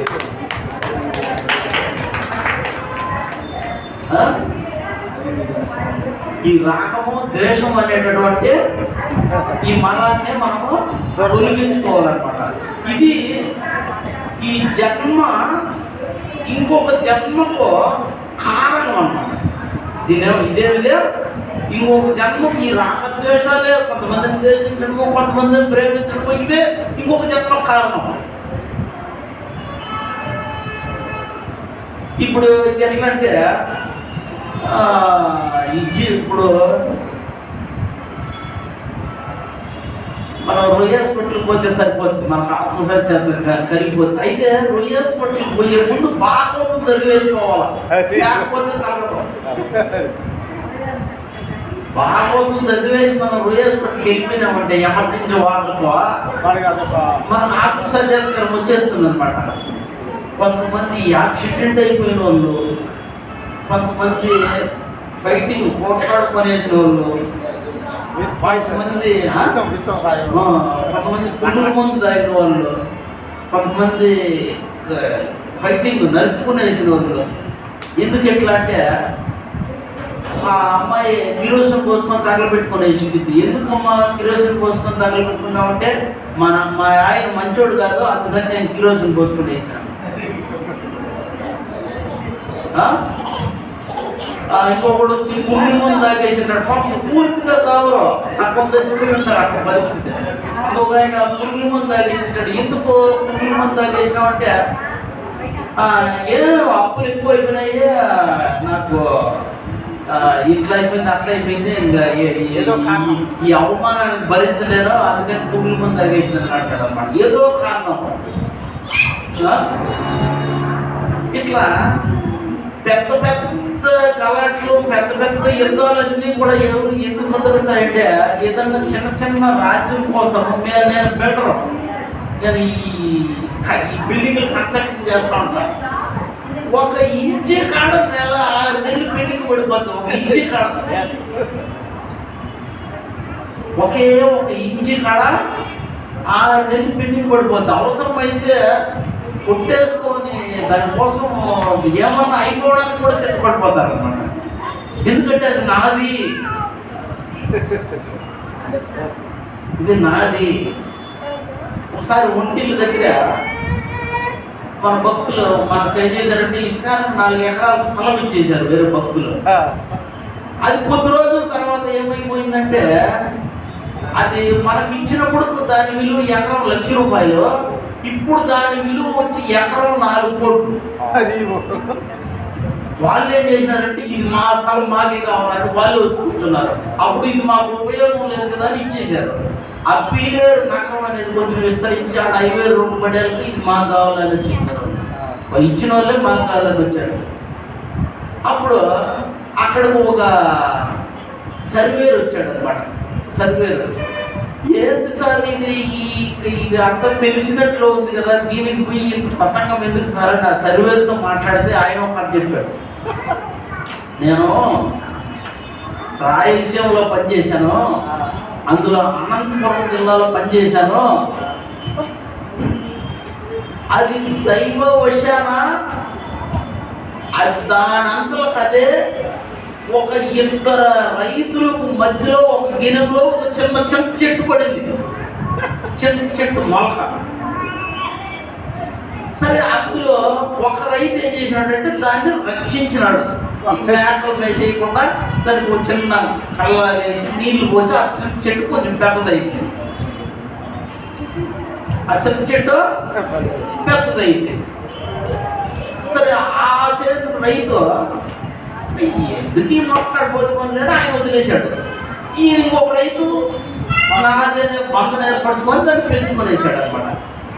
సరే మనం అప్పుడప్పుడు పంట పొలాలు జొన్న చేసినప్పుడు పంట పొలాలు తగలు పెట్టేస్తుంటాం కదా, ఆయన ఏం చేశాడంటే ఉప్పలు వేసి పెట్టేశాడు. చెట్టు కాలిపోయింది. ఇతను చెట్టు కాల్చాలని ఉద్దేశంతో ఆయన అగ్గిపొల పెట్టలా. ఈయనేం చేశాడు, నా చెట్టు ఎందుకు కాల్ చేసినావు అన్నాడు అన్నమాట. ఆయన ఏదో సారీ అండి, ఏదో నేను నా పంట నేను తగలు పెట్టుకుంటే దాని అంతా అది కాలిపోయింది, దానికి నేనేం చేయలేదు అని ఆయన చెప్పింటే సరిపోయింది. చెప్పి మొక్కే కదా అని ఆయన ఏం చేసినట్టే తాష్కరంగా సమాధానం చెప్పేసినాడు. అతను ఊర్లోకి వచ్చేసి వాళ్ళందరినీ తీసుకెళ్ళి కావాలనే నా మొక్కను తగలు పెట్టేశాడు అని చెప్పి చిన్న చెట్టును తగలు పెట్టేశాడు. వీళ్ళు పోయి ఆయన కొట్టేశారనమాట. వాళ్ళంతా వచ్చి ఈయన కొట్టేశారనమాట. అయితే వాళ్ళ ఇంటి దగ్గర ఒక చిన్న బావి ఉందంట. వాళ్ళకు వచ్చి వాళ్ళ బిల్డింగ్ అంతా అప్పుడు ఇల్లు కోసాల బిల్డింగ్ కదా, బిల్డింగ్ అంతా బద్దలు కొట్టేశారంట. ఆ చక్కెర మూటలన్నీ తీసుకెళ్ళి బావిలో పోసేశారంట. కలెక్టర్ వచ్చేసాడంట ఊర్లోకి అంత ఎంక్వైరీ చేసేదానికి. వచ్చి చూస్తే ఒక చిన్న మొక్క ఆ బావిలో నీళ్ళు తీయకున్నాయంట. కలెక్టర్ తాగి చూస్తే సాక్ష్యం కోసం ఎవరున్నా వీళ్ళు తాగి చూసిన వాళ్ళు చూస్తే ఏమంటే తీయగా లేవు, మామూలుగా ఉన్నాయంట. అట్లా పెద్ద పెద్ద గలాటాలో ఈ రాజ్యం కోసం మన మహాభారతం అంతా కూడా అదే మా ప్రభుత్వ విషయంగా భావించమాట. కాబట్టి మనము ఎవరికైనా ఏదన్నా మనం ఏదన్నా వివరించేటప్పుడు దాన్ని స్పష్టంగా అర్థమయ్యే విధంగా ఉండాలి. ఇప్పుడు మనం మాతకి లేకపోతే మనం ఒక అర్థాన్ని ఆ కథలో ఒక అర్థం పోయేదన్నమాట. అట్లా మనం ఎప్పుడు కూడా అస్పృష్టంగాను తికమక పడే విధంగానూ మనం ఉండకూడదు అన్నమాట. అది భక్తుడి యొక్క పరిపక్వతకు అది నిదర్శనం కాదు. భక్తుడు అంటే ఏమే, ఉదాహరణకు 100 రూపాయలు అంటాం మనం. 100 రూపాయలు అంటే వాటిలో అన్నీ ఉంటాయి. ఏదుంటాయి, 5 రూపాయలు ఉంటాయి, 10 రూపాయలు ఉంటాయి, 50 ఉంటుంది, అన్నీ ఉంటాయి అన్నమాట. అలాగా భక్తుడు అంటే ఇప్పుడు మనము ఒక రోగగ్రస్తుని మనం ఎలా గుర్తిస్తాము? వాళ్ళ లోపల వాడు దగ్గుతూ ఉంటాడు, ఒంపుకొని నడుస్తూ ఉంటాడు, జనం వచ్చేసింది అంటుంటే ఏదో కొన్ని లక్షణాలను బట్టి వీడికి ఏదో రోగం ఉంది అనుకుంటారు. అర్థమవుతుందా? ఓ ధనవంతుడు అని మనం ఎలా గుర్తిస్తాము? ఖరీదైన వస్తువులు అవి వేసుకొని అంటే అప్పుడు మనం చూస్తానే ఆయన మంచి కారులో అంతా ఒక కారు అంతా ఉంటే అప్పుడు మనం ఇతను డబ్బులు ఉండే వ్యక్తి అని మనం గమనిస్తాం అన్నమాట. అలాగే ఒక దురాత్ముడు అంటాం. ఎలాగ దురాత్ముడు అంటాం మనం అతన్నే? వాడి ప్రవర్తనని బట్టి. అర్థమైతే దుష్టాత్మ దురాత్మ అంటాం కదా, ఆత్మకి అవి కూడా పేర్లు. అందుకే దుష్టాత్మ దురాత్మ అయిపోకుండా మహాత్మ కావాలంట. దుష్టాత్మ దురాత్మ అయిపోకుండా మహాత్మ కావాలన్నమాట. అట్లా ఈ రోగగ్రస్తుని కొన్ని లక్షణాల ద్వారా ఇతను రోగగ్రస్తుడు అని మనం గుర్తించినట్లు, ధనవంతుని కొన్ని లక్షణాల ద్వారా ఇతను ధనవంతుడు అని మనం గుర్తించినట్లు, భక్తులు కూడా కొన్ని లక్షణాల ద్వారా ఇతను భక్తుడు అని మనం గుర్తించవచ్చు. ఇంక చాలా ఉన్నాయి. శమోదము, తపస్సు, శాంతి, రాజ్యం, ఇంకా ఈ లక్షణాలన్నీ ఉంటాయన్నమాట. శుభ లక్షణాలన్నీ ఉంటాయి. భక్తులు ఏముంటాయి? శుభ లక్షణాలన్నీ ఉంటాయన్నమాట. ఈ లక్షణాల ద్వారా అతన్ని మనము భక్తుడు అని గమనించవచ్చు. వేషధారణ ద్వారా భక్తుడు అనడానికి లేదు. గడ్డము అర్థమైందా? చెడలు కట్టేసుకొని ఇట్లా వాళ్ళ వేషధారణ ద్వారా అతన్ని మనం సాధువు అనడానికి లేదు. సాధువు అని మనం ఎలా అనాలా? అతని లక్షణాలను బట్టి. అతను పిల్లవాడైనా సాధువు అనొచ్చు, ముసలివాడైనా సాధువు అనొచ్చు అన్నాడు. అట్లా ఈ జీవుడు అనంత కోటి బ్రహ్మాండాల్లో ఒకసారి దేవుడుగాను, ఒకసారి జీవుడుగాను, ఒకసారి పందిగా అనేక జన్మలు ఎత్తుకుంటుంటే భగవంతుని యొక్క కృప చేత మనకు ఈ మానవ దేహం లభించింది. మానవ దేహము భగవంతుడి యొక్క విశేషమైనటువంటి దయ చేత మనకు లభించింది. అటువంటి భగవంతుడిని మనం సేవించుకోవాలంటే, ఇప్పుడు మీకు దుబాయ్లోకి వచ్చే ప్రచారం చేశారంటే మాటలు చెప్పేదే, ఆ వైష్ణవులు, ఆ భక్తులు ఉన్నటువంటి వాళ్ళు ఎంత గొప్ప వాళ్ళు. అంత దారుణమైన స్థలంలోకి వచ్చి నేను ప్రచారం చేయడమైంది అనుకుంటే మీకు ఒక కన్నా ఇప్పుడు భక్తి వచ్చిందా, ఒకరన్నా కండమాలు వేసుకుందా అంటే ఇక్కడ భగవంతుడు సేవ తీసుకుంటాడు. భగవంతుడు యొక్క సేవకుడైనటువంటి గురువు గారు కూడా మన సేవను స్వీకరించే అధికారం ఉంది. భగవంతుడు భగవాన్, గురువు గారు కూడా సేవక భగవాన్. గురువు గారు ఎవరు? సేవక భగవాన్. ఇప్పుడు మనము భగవంతుణ్ణి సంతృప్తి పరచవచ్చు. లేదంటే ఇంకా సులభమైన విషయం ఏమంటే ఆయన భక్తుల్ని సంతృప్తి పరచడము. ఇది ఇంకా పద్మపురాణము, పాతాళ కాండము, గౌరీ శంకర సంవాదం అని ఒక కథ జరుగుతుంది అనమాట. మంచి కథ ఇది. అందులో పార్వతీదేవి శివుణ్ణి అడుగుతుంది. పార్వతీదేవి శివుణ్ణి అడుగుతుంది, అంత అనేక ఆరాధనలు అనేక ఉన్నాయి కదా, ఏ ఆరాధన గొప్పది అని అడుగుతున్నాను. ఆరాధన చాలా ఉన్నాయి కదా, ఇంద్రాయ స్వాహ, ఈ చంద్రాయ స్వాహ అంటారు కదా. ఇక్కడ విషయం ఏమంటే ఇంద్రాయ స్వాహ కాదు, ఇంద్ర అంతర్యామి స్వాహ. ఇంద్ర అంతర్యామి స్వాహ అంటే ఇంద్రుడి యొక్క అంతర్యామిగా ఉన్నటువంటి వాడికి ఉంటుంది. నేను నమస్కరిస్తున్నాను. మనకు తెలిసిన ఇంద్రుడేమో అనుకుంటున్నాం మనం. మనకు తెలిసిన ఇంద్రుడు ఎట్లా ఇచ్చి మంచివాడు కాదు కదా అని అనుకుంటున్నాం. ఇంద్రాయ స్వామి అట్లా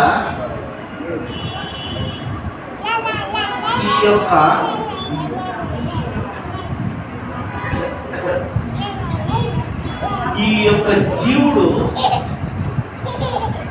ఈ విధంగా ఒక క్రమ పద్ధతిలో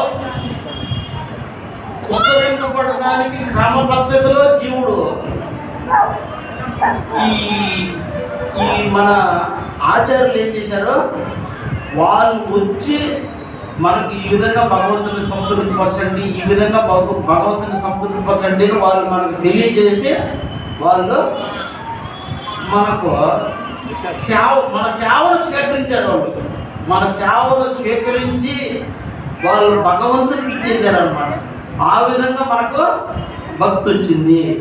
ఇంకపోతే పార్వతీదేవి అప్పుడు ఆమె శివుడు చెప్తాడనమాట, ఆరాధనానాం సర్వేషాం విష్ణోరారాధనం దేవి నదియాం సమర్చనం. శ్లోకం మీరు వినే ఉంటారు.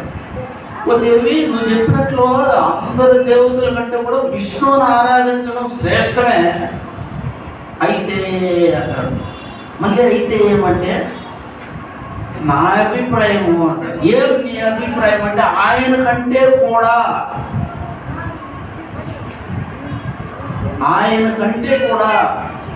ఆయన భక్తులు ఇంకా దయామయులు. హరి హరి ఆయన కంటే కూడా ఆయన భక్తులు ఇంకా దయామయులు. కాబట్టి మనం భక్తుల ద్వారా భగవంతుని శరణ పొందడం చాలా చాలా సులభమైన పరిష్కారము. భగవంతుని భక్తుల ద్వారా. ఇప్పుడు ఈ ముందు నేను ఒకసారి చర్చించడం కూడా జరిగింది అనమాట. ఏవో శ్రీశైలం నుంచి ఒక పెద్ద లైన్ అందుతుంది కరెంటు. దానికి మనం బల్బు వేసి వెలిగించడం అనేది పట్టణ బల్బు పగిలిపోతుంది, ప్రాణానికి ప్రమాదం అనమాట. అట్లా భగవంతుడు అనేవాడు అంత పవర్ఫుల్. మనకు ఆయన నుంచి ఆ యొక్క విద్యుత్తును మనకు సరిపడగా మనం ఎట్లా వినియోగించుకోలేనటువంటి తత్వం మనకు తెలియదు అన్నమాట. దాన్ని ఏం చేస్తారు, గవర్నమెంట్ ఏం చేస్తారు, దాన్ని తగ్గించుకుంటూ వచ్చి మనకు కూడా ఇంట్లో కూడా ఒక మీటర్ పెట్టి మనకు తగ్గట్టు పవర్ ఇస్తారు. అట్లా భగవంతుడు ఎంత గొప్పవాడంటే యశోదమ్మ ఆ తాడు తీసుకొని కట్టేసినప్పుడు లోపల ఉండి ఈ బ్రహ్మాండాలన్నీ కూడా ఊపిరాడకు ఉక్కిరి అయిపోయాయంట. ఎందుకంటే అన్నీ అక్కడే ఉంటాయంట. ఈ బ్రహ్మాండాలన్నీ ఎక్కడ ఉంటాయా, ఆయన ఉదరంలో ఉంటాయి.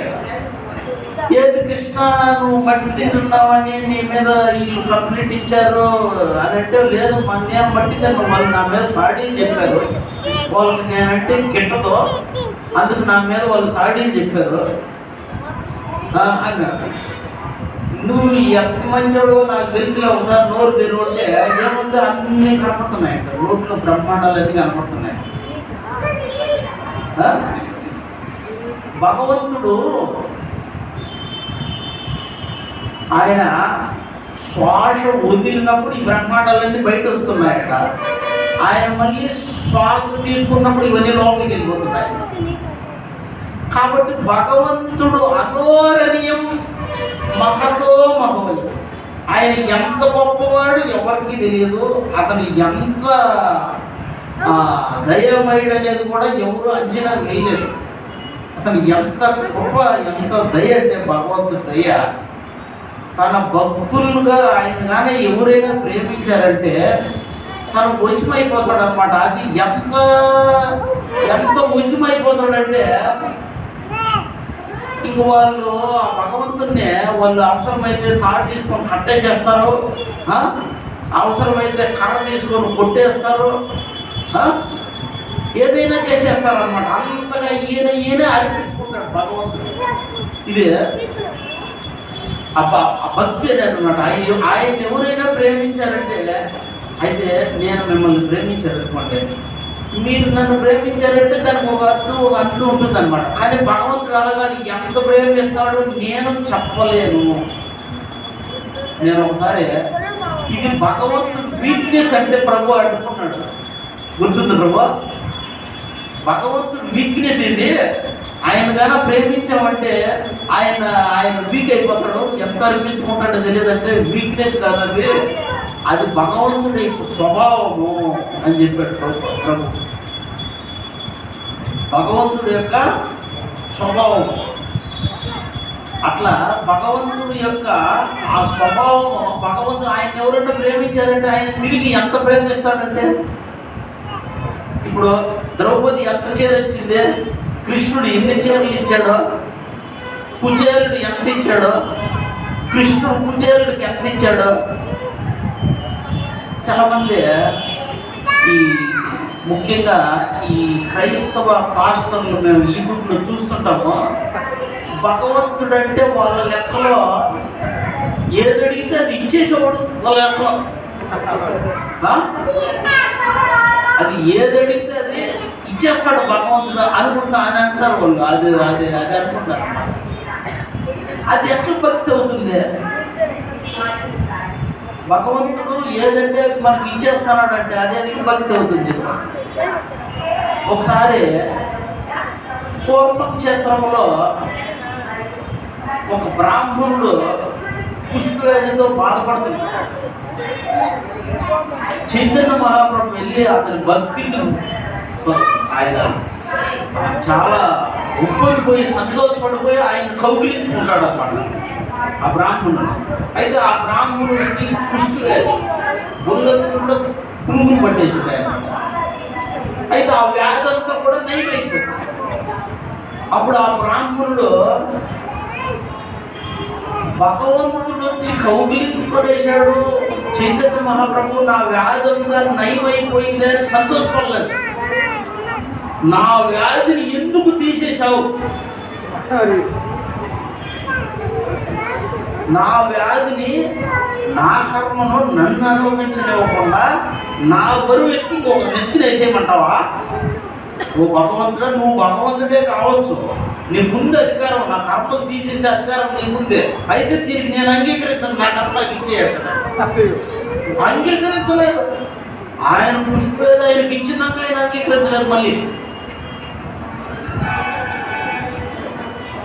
ఇది భక్తుల లక్షణం అనమాట. భగవంతుడి నుంచి ఏదో ఒకటి లాగేసుకుందాం అనేది భక్తుల లక్షణం కాదు. భగవంతుడికి మనం ఏమిచ్చాం?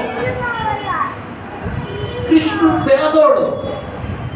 కృష్ణుడు ఎట్లా పేదోడు ప్రభు? లక్ష్మీపతి ఆయన ఎట్లా పేదోడు? గుమ్ముంటే నీకు తెలియదు, ఆయన నుంచి మనం లాగేసుకోవాలా అనుకుంటాం కదా. అది కాదు భక్తుల లక్షణం.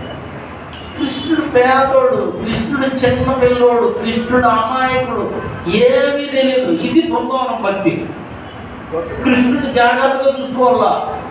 కృష్ణుడు ఏమారకూడదు. నిజానికి సర్వలోక మహేశ్వరుడు, అన్ని లోకాలను చూసుకునేది ఎవరు? కృష్ణుడు. కానీ కృష్ణుడినే జాగ్రత్తగా చూసుకోవాలనేది ఎవరు?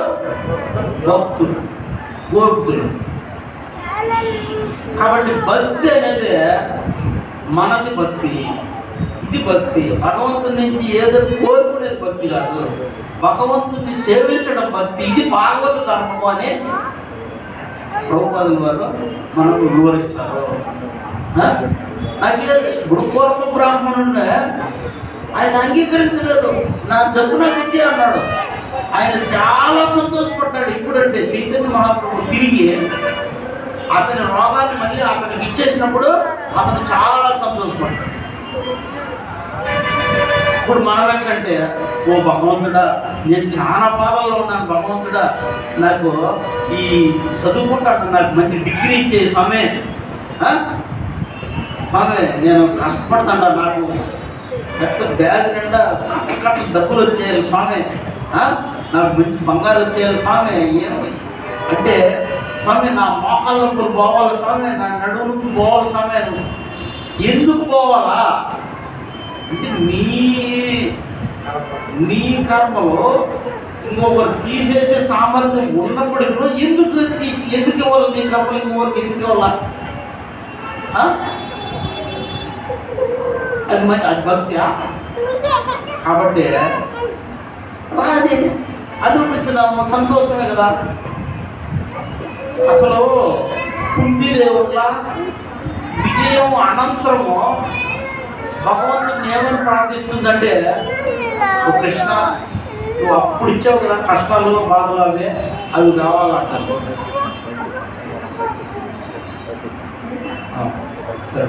ఓ కృష్ణ నువ్వు అప్పుడు ఇచ్చావు కదా నాకు, అదే ఆ కష్టాలు బాధలు ఇప్పుడు ఇచ్చేవి, ఈ భోగాలు ఈ రాజ్యం ఇదంతా కూడా నా వద్దు అని కుంతిదేవి పరమస్కందం భాగవతంలో కృష్ణుడు ప్రార్థిస్తుంది అన్నమాట. ఎందుకంటే ఆ విధంగా నాకు కష్టాలు బాధలు ఇస్తేనే నేను నిన్ను మర్చిపోకుండా ఉండగలను. కాబట్టి భక్తుల యొక్క లక్షణం ఏమంటే చిన్నపిల్లోడేమి నాకు అది నీకు నాకు ఇది అని కోరుకునే అవసరం లేదు, భగవంతుడు ఇస్తాడు తండ్రి. అయితే మనము మరి బ్యాడ్ బాయ్ లాగా తయారైపోయి ఏమి అమ్మను విసిగించు. అమ్మ నాన్నను విసిగించకూడదు. ఇది భక్తుల లక్షణం కాదు. ఇది ఇంకొక విషయం ఏమంటే పులిని చూసి వాత పెట్టుకున్నట్లు ఈయన అమెరికా సొక్క వేసేసాడు, నేను కూడా అమెరికా సొక్క వేసేయాలి, ఈయన కారు కొనుక్కున్నాడు నేను కారు కొనుక్కోవాలి, మా పక్కింటోడు బిల్డింగ్ కట్టేసాడు నేను బిల్డింగ్ కట్టేసుకోవాలని ఇటువంటి భావన మంచిది కాదు. ఇది అనేక దుఃఖాలకు కారణం ఇదే. ఆ మహాభారతంలో ఎక్స్ప్రెషన్లో తీరన దుఃఖం ఏమంటే తృప్తి కలగకపోవడమే నరకం. మనకు తృప్తి కలగకపోవడమే మనకు దుఃఖానికి కారణం. చాలు ఏదే మన పూర్వీకులు చాలా సంతోషంగా ఉండేవాళ్ళు, గుడి చేసుకొని చాలా సంతోషంగా ఉండేవాళ్ళు. మనం ఎట్లంటే అమెరికా వాడిలాగా ఉండాలి మనం కూడా అనుకుంటాం అన్నమాట. ఇప్పుడు జనాలకి ఏది మంచిదంటే భగవద్గీతలో 4 శ్లోకాలు నేర్చుకుంటే గొప్ప అనేది లేదు. ఇప్పుడు ఒక నెక్కర్ వేసుకొని కుక్కలు పట్టుకోకపోతే పిస్టేజీ అనుకుంటున్నాడు. నెక్కర్ వేసుకొని కుక్కలు పట్టుకోకపోతే గొప్ప అనుకుంటున్నాడు అనమాట. బొచ్చు కుక్కను వాడు అప్పుడప్పుడు ఆ బొచ్చు కుక్కను మీ మంగళవాడి దగ్గర నుంచి సేవింగ్ చేయించుకొని వస్తాడు అనమాట. అది గొప్ప అనుకుంటున్నాడు అనమాట. అది వాళ్ళు పిస్టేజ్ అంటారు. దానికి ఏసీ అనమాట. కుక్క కూడా ఏసీ అనమాట. అట్లా ఏది దేనికోసం మనం ప్రయత్నించాలి, దేని వాళ్ళ ఇంట్లో ముసలాళ్ళు ఉంటారు, వాళ్ళని పట్టించుకోడు, వాళ్ళకి సేవ కుక్క చేసి సేవ ఏది వాళ్ళ ఇంట్లో ముసలాళ్ళు చేసుకోవచ్చు కదా, అది చేయడు. కాబట్టి మనము ఫస్ట్ సంతోషంగా ఉండడానికి కావలసినటువంటి ముఖ్యంగా సాధనం ఏమి, మనం సంతోషంగా ఉండడానికి కావలసిన సాధనం ఏమంటే ఇప్పుడు ఈ సెల్ ఫోన్ను నేను నియమించవచ్చు, అది నన్ను నియమించే స్థాయికి వచ్చేసింది అనుకో ఏం అందుకే మనము ఈ భౌతికమైనటువంటి ఈ వ్యసనాలు అవి ఎట్లంటే కానీ ఒకసారి తగులుకునేసినాయంటే మళ్ళీ నువ్వు వదిలించుకోవాలని అవి వదలవు. మద్యం కానీ ఒక జోగం కానీ ఒక పేకాట కానీ ఒక వ్యసనం కానీ ఇవన్నీ ఉన్నాయి కదా. ఒక సెల్ ఫోన్ ఇది గురించి కూడా చెప్పారు కదా. ఇది కూడా మనలో ఇది కంట్రోల్ చేసే స్థాయికి ఆయన నెత్తి చేయబెట్టుకున్నాడంటే నాకు డౌట్గా ఉంది. సెల్ ఫోన్ నిన్ను నడుపుతుందా, నిన్ను సెల్ ఫోన్ నడుపుతుందా, నువ్వు సెల్ ఫోన్ నడుపుతావు. నేను చెప్తున్నది నిజమే నా బాబా, అర్థమవుతుందా? కాబట్టి దీన్ని వినియోగించుకో, తప్పలేదు. కానీ అది నిన్ను నడిపే స్థాయికి మరి వెళ్ళిపోయినావంటే ఇంకేముందా? సమాజానికే తలకాయ లేని సమాజం అయిపోద్ది అనమాట. కాబట్టి ఈ చెడు వ్యసనాలు అనేది చిన్న వ్యసనమే కదా, చిన్న నక్క మొట్ట ఆడుకుంటా, చిన్న ప్యాక్ మొక్క కదా, అది పేపర్లే కదా తిప్పుకుంటా అనుకోబోక, అది చిన్నదే. ధర్మరాజు పరిహాసానికే జోలమాడాడు ధర్మరాజు. దాని అనార్థమా నలమహారాజు ఫస్ట్లో పరిహాసమే తమాసు. ఈరోజు ఇదే రోజు ఏం పండగ?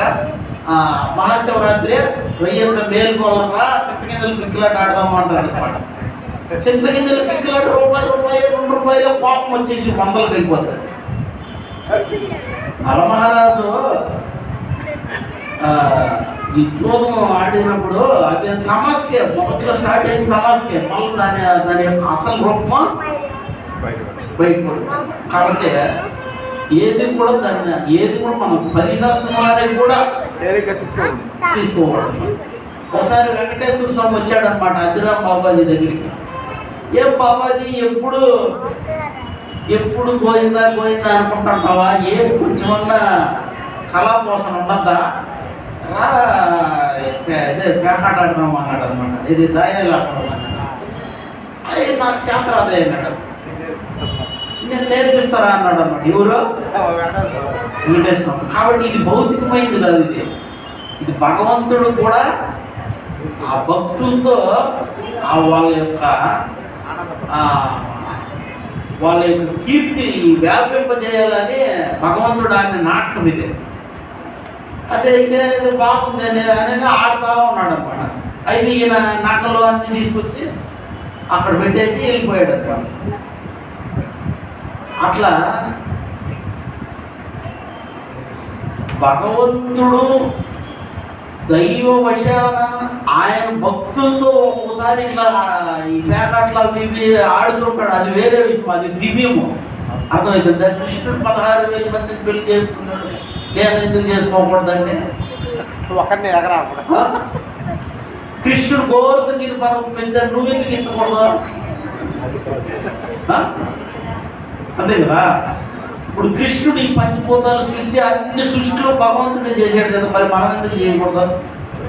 కాబట్టి మనము అనుసరించగానే అనుగ్రహించకూడదు. హరే కృష్ణ. గ్రంథరాజ్ శ్రీమద్ భగవద్గీతకి శ్రీలా ప్రభుపాదికి ఏమన్నా ప్రశ్నలు ఏమన్నా ఉన్నాయి ప్రభు?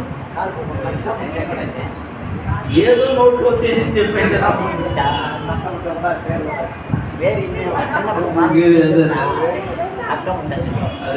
అరే అరే అరే